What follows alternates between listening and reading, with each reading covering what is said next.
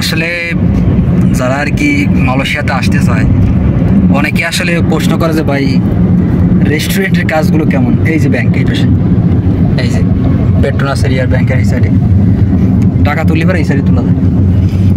এখন অনেকেই আসলে প্রশ্ন করে যে ভাই রেস্টুরেন্টের ভিসা এবং রেস্টুরেন্টের কাজগুলো আসলে কেমন হয়। আপনাদের ছোট্ট একটা সিম্পল একটা উদাহরণ দিচ্ছি। সেটা হচ্ছে যে এখন হলো মালয়েশিয়াতে রমজান মাস চলতেছে। আপনারা জানেন যে বিশ্বের সব জায়গায় রমজান মাস এখন মুসলিমদের মানে একটা ইবাদতের মাস আর কি।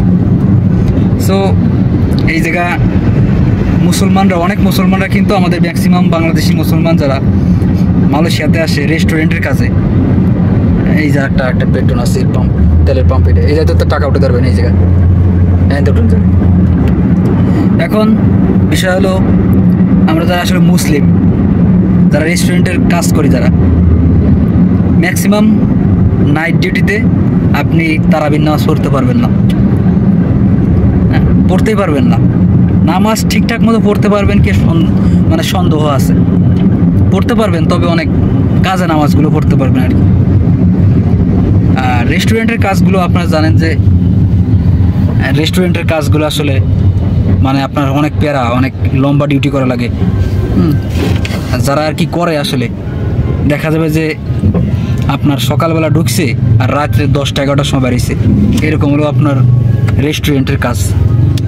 মানে প্যারা আছে, ভালোই প্যারা আছে, ইনকামও আছে। আপনার খাবার দাবার সব রেস্টুরেন্টে, থাকা কোম্পানির, যে বেতন যেটা আসছে সেটা আপনার ধরা থাকে, মানে কোনো সমস্যা হয় না।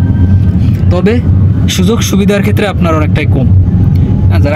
আমরা যারা কোম্পানিতে কাজ করি দেখা গেলো যে সপ্তাহে ছুটি আছে, সমস্যা নাই, কাজ কাম চলাফেরা যাচ্ছে, নামাজ কালাম পড়তে পারতেছে রাত্রেবেলা 8টা to 8টা ডিউটি, রাত্রেবেলা যে নামাজ পড়তে পারতেছে, কোনো সমস্যা নাই।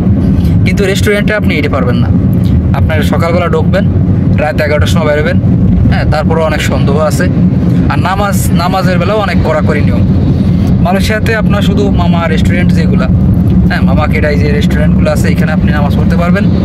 তবে আপনি সাধারণত যে চাইনিজ রেস্টুরেন্ট যেগুলো আছে মালয়েশিয়াতে, এইগুলোতে আপনি কখনোই নামাজ পড়তে পারবেন না। এখানে নামাজের কোনো বালাই নেই, নামাজের কোনো কথা হবে না এই জায়গা। এটা শুধু কাজকাম চলে, হারাম কাজকাম, খাওয়া দাওয়া সব কিছু মানে হারামের ভিতরেই চলে, হালাল বলতে কোনো কিছুই নেই। এই কারণে রেস্টুরেন্টে যারা কাজকাম করে রমজান মাসে বিশেষ করে, তারা আসলে তারাবির নামাজ পড়তে পারবে না। এটা হচ্ছে বড় দিক। আশা করি আপনারা বুঝতে পারছেন যারা এখানে আসলে রেস্টুরেন্ট বিষয়ে আসতে চান আর কি।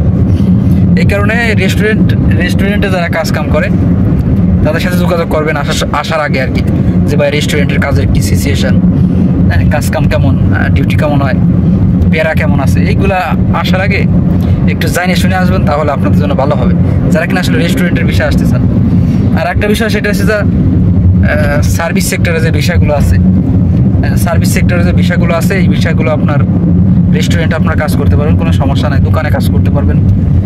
এই সকলের কি পলিসি আছে।